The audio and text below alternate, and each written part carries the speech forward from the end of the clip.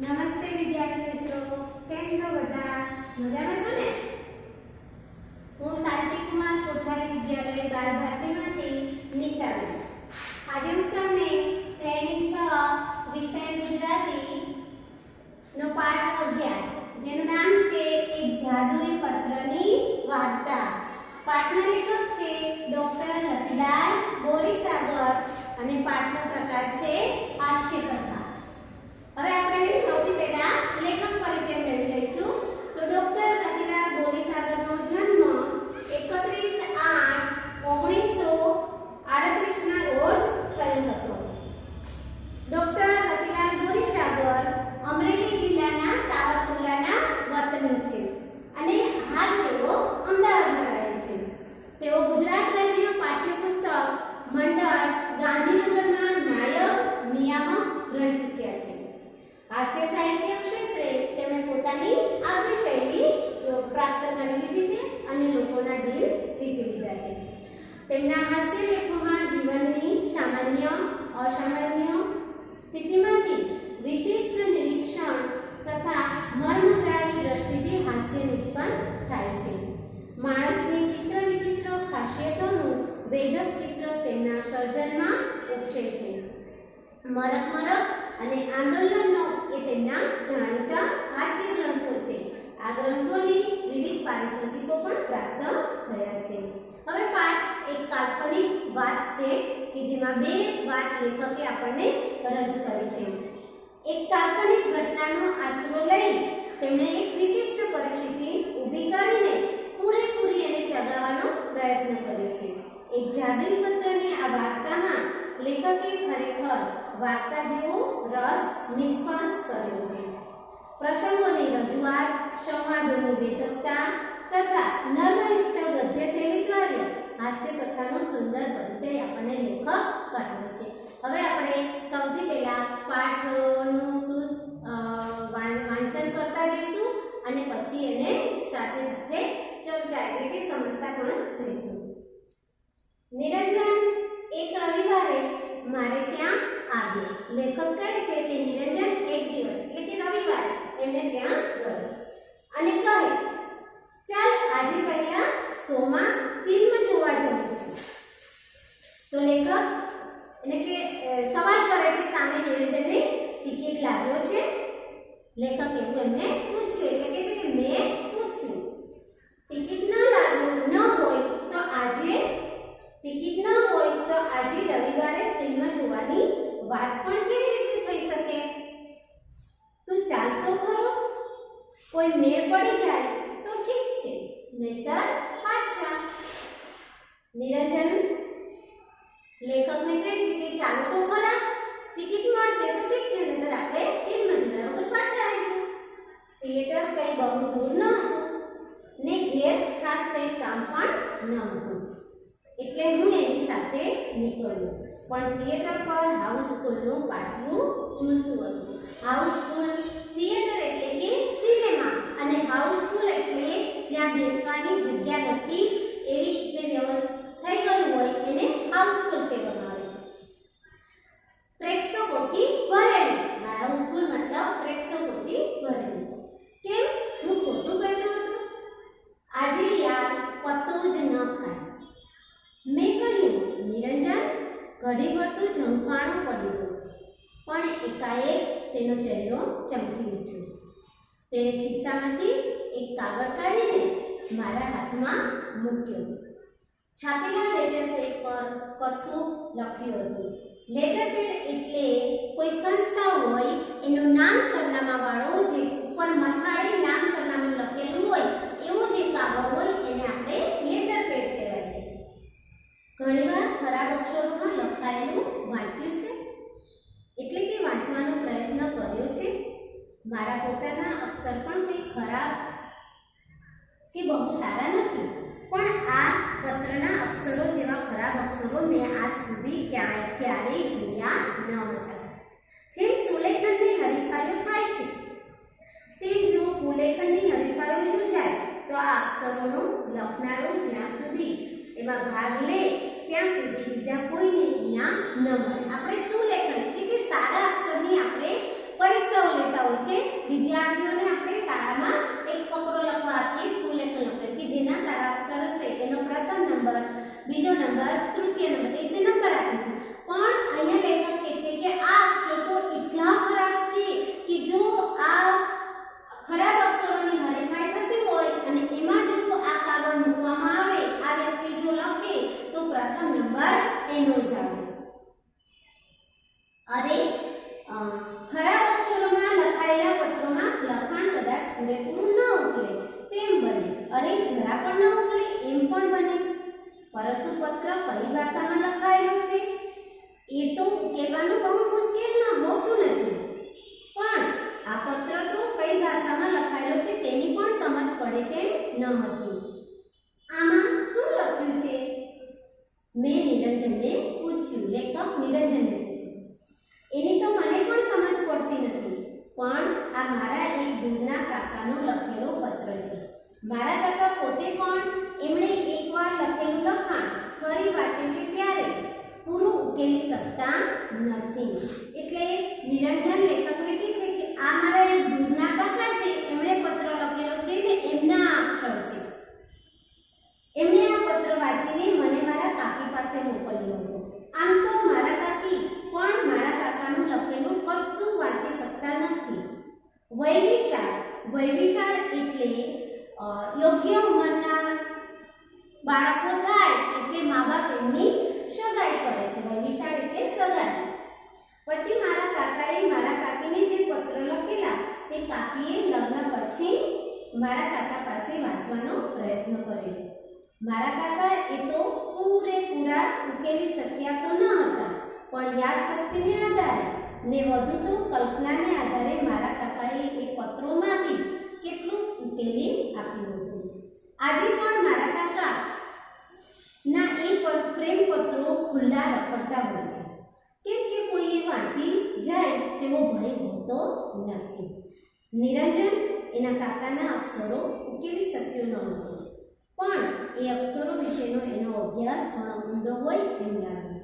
નિરંજન થોડીવાર માટે અટક્યું. એનો લાભ લઈને હું બોલ્યો, હા, પણ તેનું અહીં શું છે? ફિલ્મ ન જોવાય એટલે શું આ પત્ર ઉકેલવામાં 3 કલાક ગાળવા છે? અને જો એવો વિચાર હોય તો મારો સ્પષ્ટ મત છે કે 3 કલાક તો શું, પણ 3 હવે આ ન ઉકેલે. તેથી જ મને લાગે છે કે આપણે ફિલ્મ જોઈ શકીશું. નિરંજને કહ્યું, કેવી રીતે? મને નિરંજનની વાત ન સમજાય. લેખકને નિરંજનની વાત સમજાય. ચાલ મારી સાથે, કઈ નિરંજન આગળ ચાલ્યો ને મેનેજરની કેબિનમાં એ લોકો અંદર ગયા. હું પણ થોડો ગભરાતો એટલે કે લેખક પણ નિરંજનની પાછળ ગભરાતા જાય છે, અંદર જાય છે. નિરંજને શાંતિથી એ પત્ર મેનેજરના હાથમાં મૂક્યો. મેનેજરે પત્ર ઉખેડવો એટલે કે ખોલવું ને અંદરનું લખાણ જોઈ સ્તબ્ધ બની નિરંજન સામે જોઈ રહ્યા. સ્તબ્ધ એટલે આશ્ચર્યચકિત થઈ. આ શું છે? પેલો સનાતન પ્રશ્ન એમના મુખમાંથી પણ સરી પડ્યો. અક્ષરો તો ગડબડિયા હતા, ઉકેલી ન શકાય તેવા. વેદ સાહેબનો પત્ર છે. નિરંજને અત્યંત ગંભીરતાથી કહ્યું, વેદ સાહેબ. મેનેજરને ઓળખાણ પડી નહીં ને પત્રમાં કશું ઉકેલ્યું નહીં, એટલે એ સહેજ મૂંઝાઈ ગયો. પરિસ્થિતિનો લાભ લઈ નિરંજને એમને અડધેથી અટકાવીને કહ્યું, વેદ સાહેબ એ લાયન્સ ક્લબના ડિસ્ટ્રિક્ટ ગવર્નર છે અને મારા એ કાકા થાય છે. એમણે કહ્યું છે કે મેનેજર સાહેબને આ પત્ર આપશો એટલે બંને મિત્રો માટે ફિલ્મ જોવાની વ્યવસ્થા કરી આપશે. મેનેજર દિગ્મૂઢ બનીને ઘડીક પત્ર સામે જુએ ને ઘડીક નિરંજનની સામે. એને ચશ્માના કાચ પણ 2-3 વાર સાફ કરીને જોયા. કેમ સાફ કર્યા? એને એમ કે મારે કંઈ જોવામાં તો ભૂલ નથી થતી ને આવા ખરાબ અક્ષરે. એટલે એને મેનેજરે એમના 2-3 વખત ચશ્મા કાઢ્યા, લૂછ્યા ને ફરી પહેર્યા. પણ 2-3 વાર સાફ કરી જોયા પણ કંઈ મળ્યું નહીં. એટલે એણે નિરંજનને કહ્યું, તમે તો જાણો છો કે આજનો શો હાઉસફુલ છે. હા સાહેબ, નિરંજને ઠાવકાઈથી કહ્યું. કંઈ નહીં, હું કાકાને કહી દઈશ. આપ ચિંતા ન કરો. આટલું કહી એણે અત્યંત સ્વાભાવિકતાથી મેનેજરના હાથમાંથી પત્ર લઈ લીધો. મેનેજર બિચારા ફરી વિચારમાં પડી ગયા. આવા વિકટ પ્રશ્નોનો સામનો કરવાનો એમની આજ સુધીની કારકિર્દીમાં આવ્યું ન હતું. એમના ચહેરા પરથી સ્પષ્ટ જણાતું, ઊભા રહો, હું 2 એક્સ્ટ્રા ચેર મુકાવી દઉં, એટલે કે ખુરશી. કઈ એમણે ઘંટડી મારી. પ્યુન આવ્યો. પ્યુન એટલે પટ્ટાવાળાને બોલાવી. મેનેજરે પટ્ટાવાળાને બોલાવી એટલે એમણે એને કહ્યું, બાલ્કનીમાં 2 એક્સ્ટ્રા એટલે વધારાની ચેર એટલે કે ખુરશી મૂકીને બંને ભાઈઓને ત્યાં બેસવાની વ્યવસ્થા કરી દો. મેનેજરે પટ્ટાવાળાને બોલાવ્યો અને કહ્યું કે આ બંને ભાઈઓને બાલ્કનીમાં 2 એક્સ્ટ્રા ખુરશી મૂકીને એમને બેસવાની વ્યવસ્થા કરી આપો. જી સાહેબ, કઈ પટ્ટાવાળો એ અમને બંનેને લઈને ચાલ્યો. હું તો સ્તબ્ધ બની ગયો. નિરંજન તીડખી હતી. બીજાને પજવવાના જાતજાતના નુસ્ખા એટલે કે યુક્તિઓ, પ્રયોગો તે શોધ્યા કરતો, પણ એનું આજનું સાહસ અપ્રતિમ હતું. અમે અંદર બેઠા એટલે નિરંજને વિજયનું એક ભવ્ય સ્મિત કર્યું. ઇન્ટરવલમાં પટ્ટાવાળો ફરી આવ્યો. તેણે કહ્યું, તમને બંનેને સાહેબ બોલાવે છે. આ સાંભળી મારા તો મોતિયા બની ગયા. મને થયું નક્કી પોલ પકડાઈ લાગે છે ને હવે પોલીસને હવાલે કરી દેશે તો અમારું શું થશે? મેં નિરંજનને કહ્યું, નિરંજન, મામલો ગંભીર જણાય છે. ફસાઈ જઈશું હો, આપણે નથી જવું. ક્યાંક પોલીસમાં પકડાવી દેશે તો? પેલો પ્રતો છે ને, બતાવીને છૂટી જઈશું. કહી નિરંજન હસ્યું. અમે ઓફિસમાં ગયા. આવો બેસો, ચા લેશો ને? મેનેજરને અત્યંત વિરક્તિ કર્યું. આપણે ફિલ્મમાં જોવા જઈએ છીએ કે વચ્ચે ઇન્ટરવલ પડે છે, મતલબ કે ચા નાસ્તા માટેની થોડી આપણને વિરામ મળે છે. તો આ વિરામમાં મેનેજરે લેખક અને નિરંજનને બંનેને એમની ઓફિસમાં બોલાયા અને ચા પીવા માટે એમની ઓફિસમાં બોલાવ્યા. એવી તકલીફ રહેવા દો સાહેબ. નિરંજને પણ ખૂબ ઠાવકાઈથી પ્રત્યુત્તર આપ્યો, મતલબ કે જવાબ આપ્યો. અરે એમાં તકલીફ શાની? ચા તો મંગાવી લીધી છે. તમને ફિલ્મ જોવામાં કંઈ તકલીફ તો નથી પડી ને? ના રે ના સાહેબ, આપે આજે અમને ઘણી મદદ કરી છે. મેં કહ્યું, શિષ્યમાં પોતાની વિદ્યા ઉતરતી જોઈ ગુરુ જેમ પ્રસન્ન થઈને વાત્સલ્યપૂર્ણ નેત્રે શિષ્ય પ્રતિ જોઈ રહે તેમ નિરંજન મારી સામે જોઈ રહ્યો. અરે એમાં મદદ શાની? એ તો અમારી ફરજ છે. ચા પીવાઈ રહી. અમે મેનેજરને નમસ્તે કરીને બાકીની ફિલ્મ પૂરી કરવા અંદર ગયા. આમ તે દિવસે રવિવાર હોવા છતાં અને અગાઉથી ટિકિટ ન લીધી હોવા છતાં અમે ફિલ્મ જોઈને તે પણ મફત. નિરંજને કહ્યું, મજા આવી ને? તે તો સાલા એકને બદલે 2 ફિલ્મ જોઈ ખરું. હવે ક્યારે આવું કામ હોય તો કહેજે, આ જાદુઈ પત્રથી થઈ જશે. અહીંયા એક કાલ્પનિક વાત પૂરી થાય છે.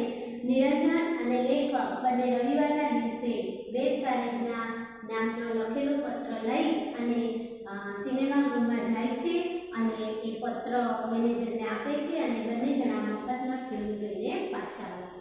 હવે બીજી એક કાલ્પનિક ઘટના લેખકે અહીંયા રજૂ કરી છે. તે આ મુજબ છે.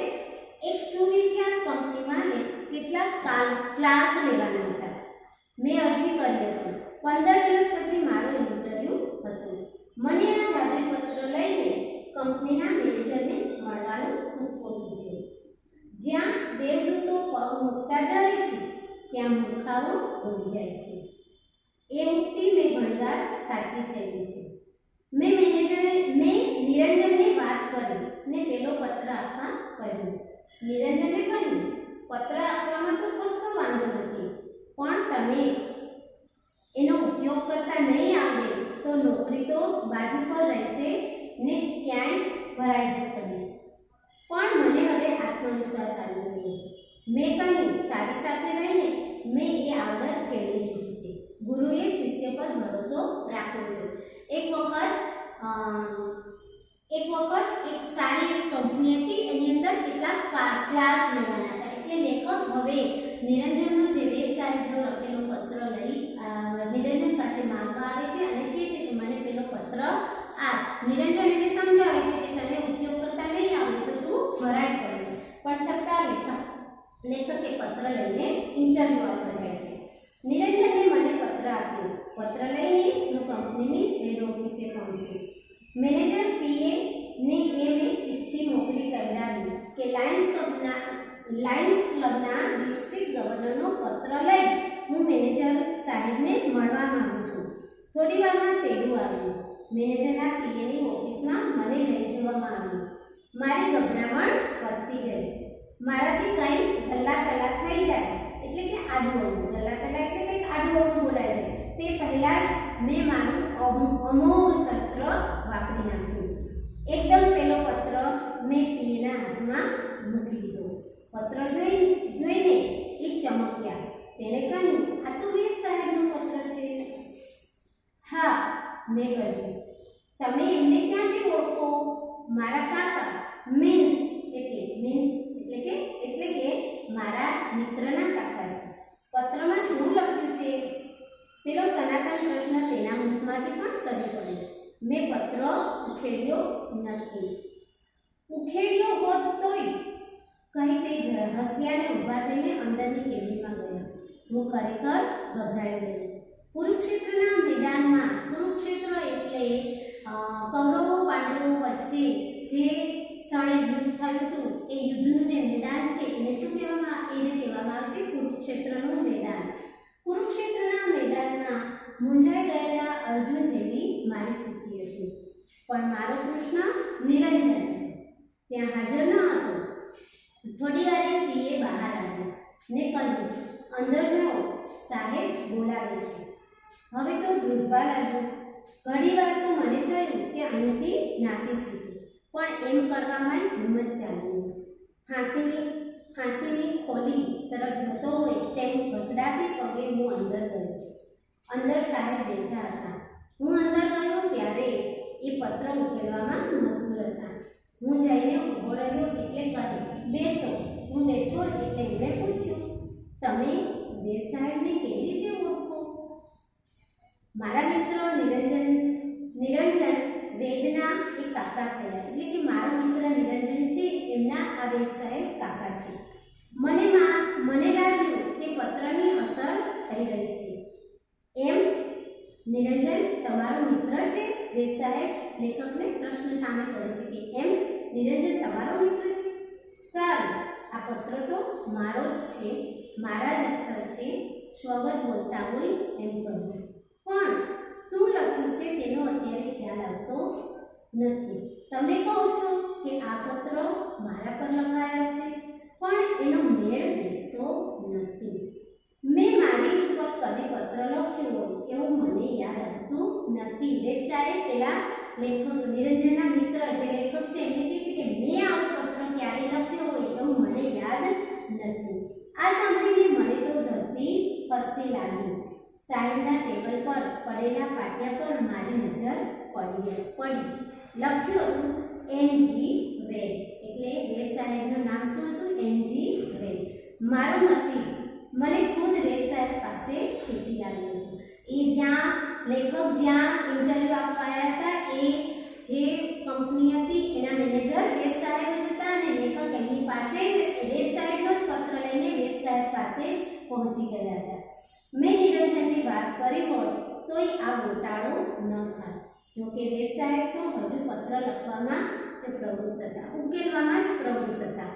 થોડી વાર પત્ર સામે જુએ, વળી મારી સામે જુએ, વળી જાણે સ્વગત બોલતા હોય એમ ફરી બોલ્યા, મેં નિરંજનને એના કોઈ ભાઈબંધ માટે આવો પત્ર લખી આપ્યો હોય એવું યાદ નથી.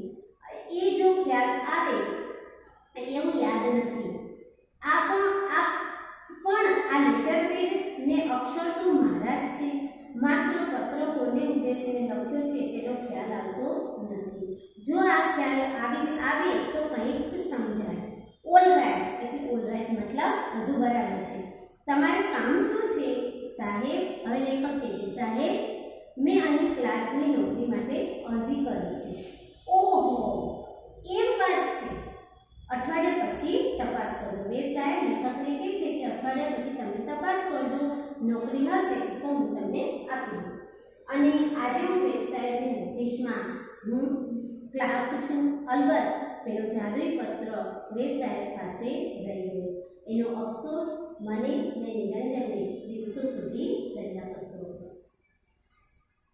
વિદ્યાર્થી મિત્રો, આપણે પાઠની ચર્ચા કરી. હવે આપણે પાઠના અઘરા શબ્દો જોઈશું.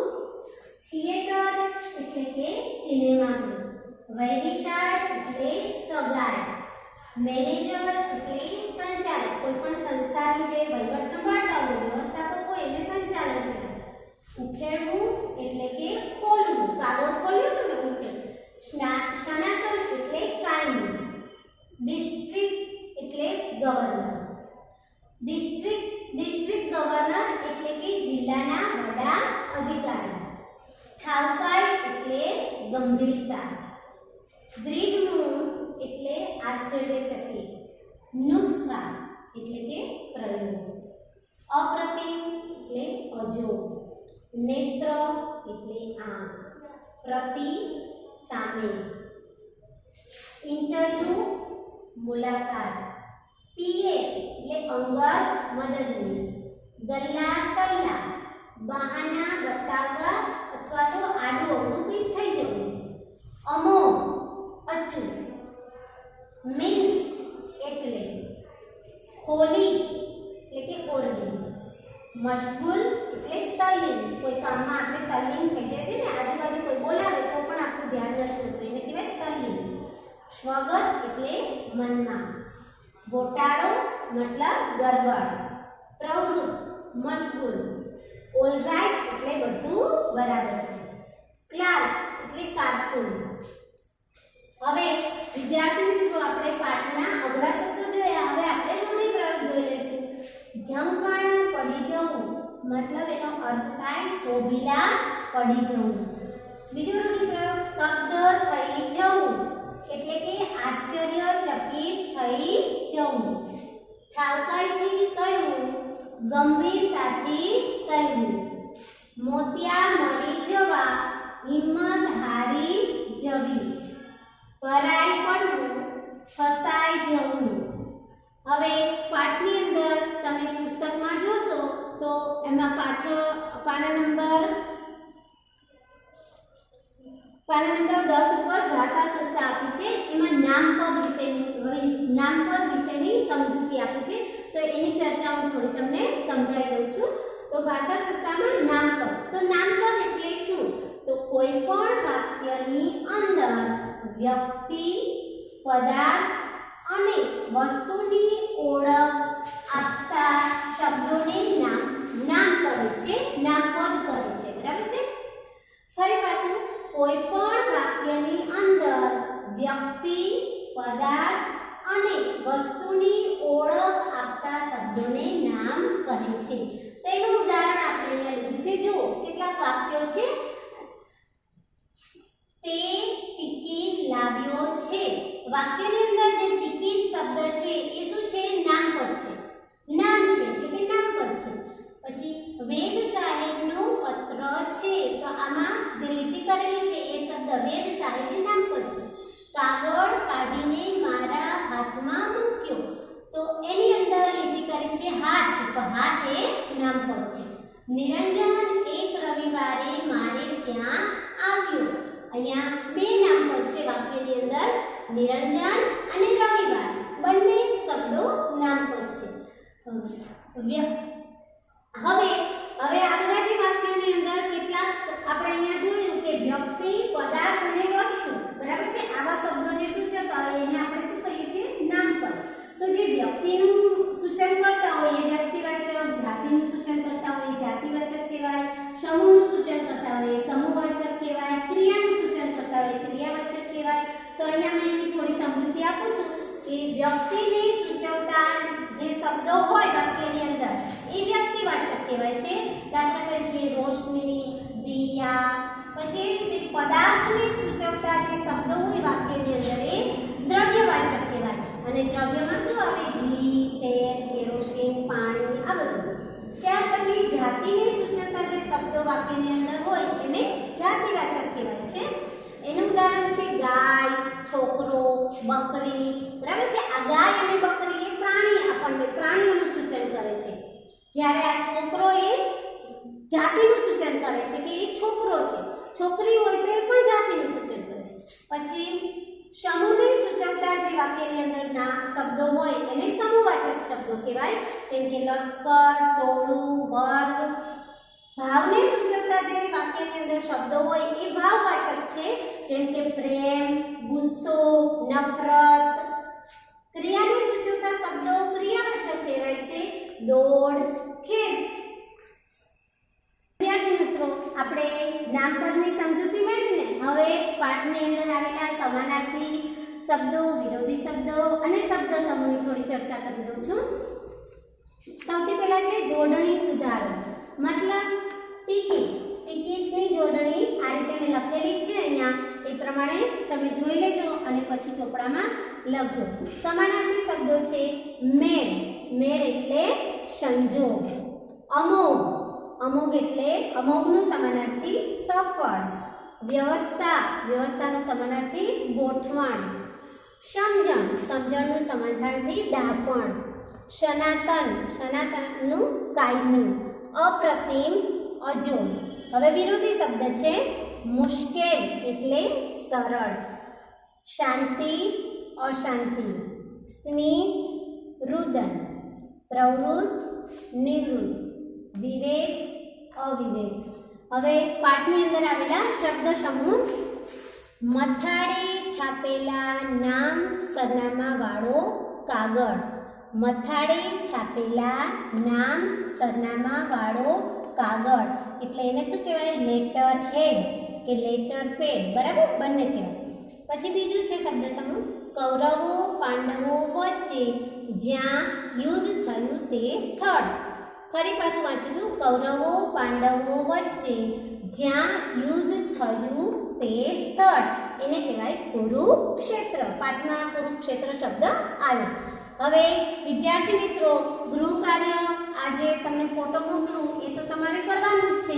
એના સિવાય આ પાઠ 11નો અભ્યાસ સ્વાધ્યાયના પ્રશ્નોની હું ચર્ચા કરું છું, એ પણ તમે જરા સાંભળી લેજો અને પછી એ વર્કકામ અને ઘરકામમાં લખવાના રહેશે. સૌથી પહેલા આપણે વિકલ્પો જોઈ લઈએ. ફિલ્મ જોવા માટે બંને મિત્રો પાસે શું ન હતું? તો ટિકિટ, બરાબર છે, ટિકિટ નહોતી બંને મિત્રો પાસે. પત્ર કોણે લખ્યો હતો?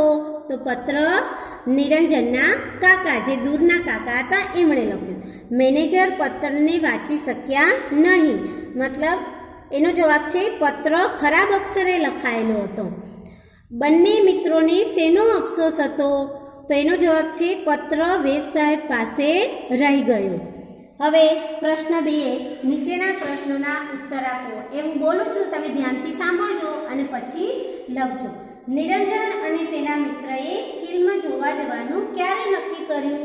તો નિરંજન અને તેના મિત્રએ ફિલ્મ જોવા જવાનું રવિવારે સવારે નક્કી કર્યું. બીજો, પત્ર કોણે લખ્યો હતો? પત્ર નિરંજનના દૂરના કાકાએ લખ્યો હતો. વેદ સાહેબ કયો હોદ્દો ધરાવે છે? વેદ સાહેબ લાયન્સ ક્લબના ડિસ્ટ્રિક્ટ ગવર્નરનો હોદ્દો ધરાવતા હતા. ફિલ્મ જોવા માટે મેનેજરે શી વ્યવસ્થા કરી? ફિલ્મ જોવા માટે મેનેજરે બાલ્કનીમાં 2 એક્સ્ટ્રા ખુરશી મૂકી અને બેસવાની વ્યવસ્થા કરી.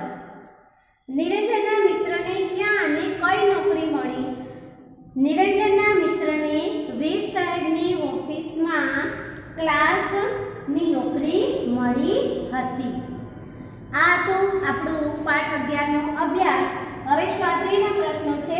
પ્રશ્ન 1ના પ્રશ્નો, એના 4 પ્રશ્નો છે વિદ્યાર્થી મિત્રો.